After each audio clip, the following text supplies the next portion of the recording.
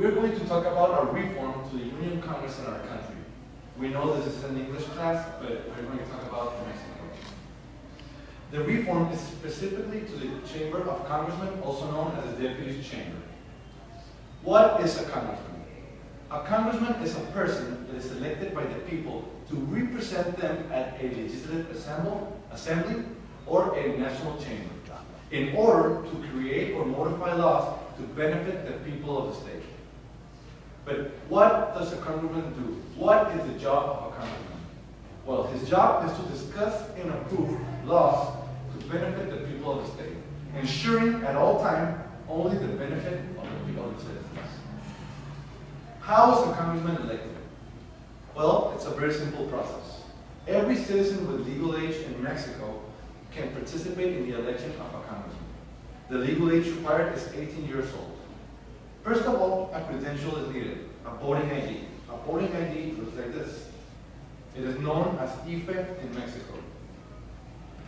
Once an IFE is acquired, it is necessary to wait for the elections period, which is every 3 years. Every 3 years, the chamber is renewed and new members are chosen. If the elections period has begun, it is relevant to know all the candidates because it is only one vote per person allowed.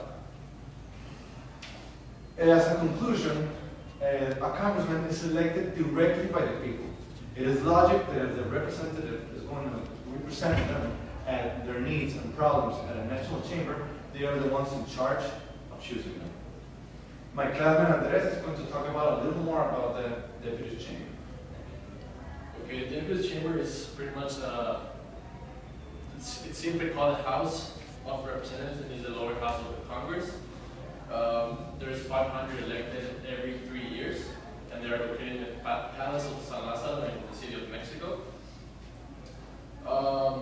300 of them are elected according to the principle of relative majority vote, and 200 are elected by proportional election. Their salary is really high.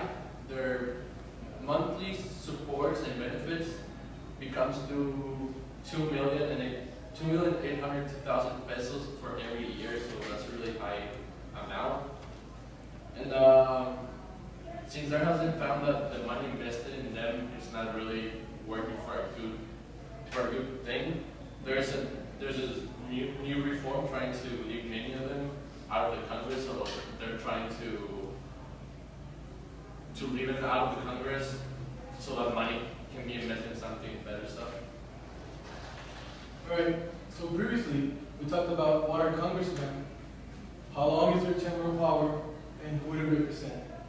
However, it is time to talk about the reform bill that's currently discussing in the Union Congress. That's the Electoral Politics Reform Bill. The Electoral Politics Reform Bill is a change in all of politics in Mexico. Therefore, it contains subjects as changes in system of government, election authorities, and changes in political party systems, as well as campaign spending cap. Initially, the bill consists that congressmen can be re-elected up to 4 consecutive terms of 3 years each. Nonetheless, they have to be running for Congress in the same political party that they were part of, unless they have renounced to the membership before the midterm. For this matter, the reform bill is going to be having effect on the elected congressmen in 2018. Another thing that citizens have to be aware of is that some dates have been moved over. For example, the federal elections, meaning president, congressmen, and senators, have changed to the first Sunday of June, as well as the president's swearing-in ceremony is going to be on the 1st of October. Both of these changes will have an effect on the elections of 2024. Secondly, the election authority has changed. It is no longer the IFE. Now it's called National Election Institute, INE, its acronyms in Spanish. The most important thing of the election authority, INE, is going to be that the institution is going to be working side by side with the local authorities and to help them with the preparation for election dates.